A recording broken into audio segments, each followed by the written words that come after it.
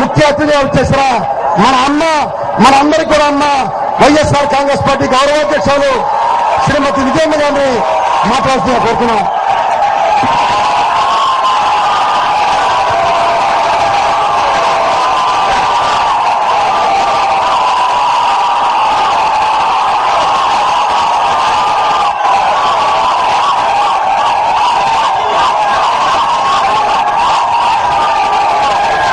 వారిని మాట్లాడే ముందు ఈరోజు పార్టీలో చేరిన ముఖ్యులు కొడాలి నాని గారు ఎమ్మెల్యే గుడివాడ వారికి క్రియాశీల సభ్యత్వాన్ని శ్రీమతి విజయమ్మ గారి చేతులు కలిస్తున్నాం.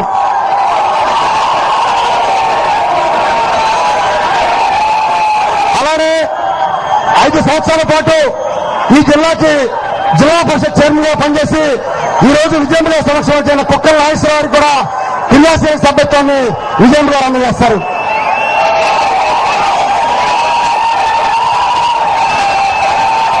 అలానే ఉప్పులేటి కల్పన గారు కూడా క్రియాశీల సభ్యత్వాన్ని శ్రీమతి విజయమ్మ గారు అందజేస్తున్నారు.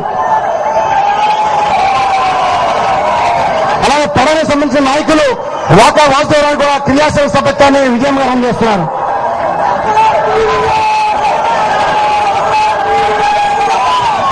మన అంతా ఎదురు చూస్తున్న రాష్ట్ర వైఎస్ఆర్ కాంగ్రెస్ పార్టీ గౌరవాధ్యక్షులు శ్రీమతి విజయమ్మ గారిని మాట్లాడుతుందిగా కోరుకుంటున్నాను.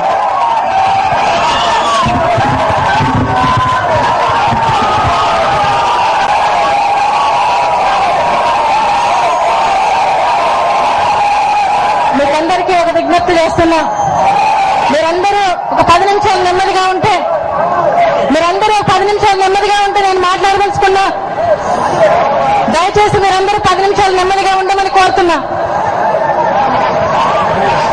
రాజశేఖర రెడ్డి గారి మీద, జగన్ బాబు మీద అభిమానం కొద్దీ వైఎస్ఆర్ కాంగ్రెస్ పార్టీలోకి విచ్చేసిన కొడాలి నాని గారికి, కల్పన గారికి, వాసుదేవరావు గారికి, నాగేశ్వరరావు గారికి, వారితో పాటు వచ్చిన మీ అందరికీ కూడా, ప్రతి ఒక్కరికి కూడా నా మనస్ఫూర్తిగా హృదయపూర్వకంగా స్వాగతం తెలుపుతున్నా.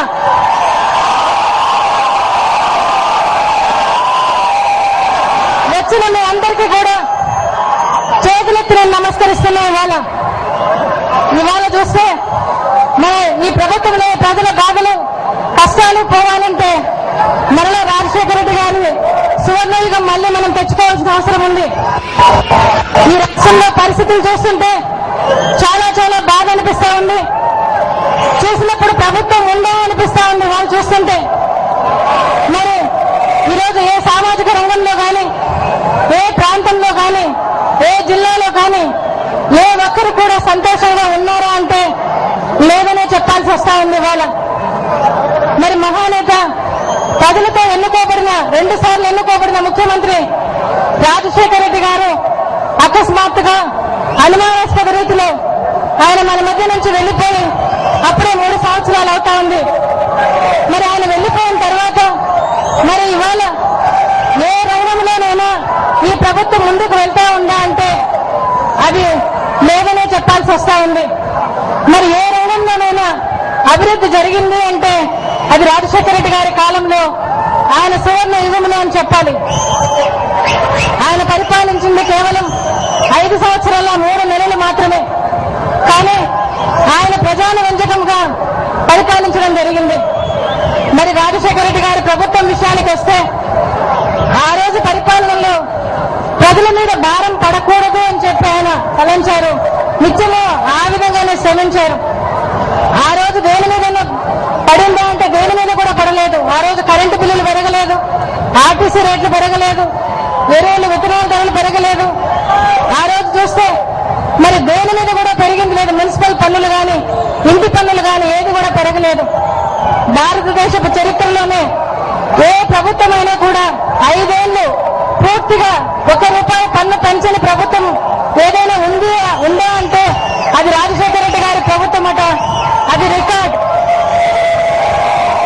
మరి రాజశేఖర రెడ్డి గారు అధికారంలోకి వచ్చిన తర్వాత సాచురేషన్ విధానం ప్రాతిపదికన ప్రతి సంక్షేమం అందించడం జరిగింది. కులాలకు, మతాలకు, పార్టీలకు అతీతంగా అర్హులైన ప్రతి ఒక్కరికి ప్రతి వారికి అందించడం జరిగింది.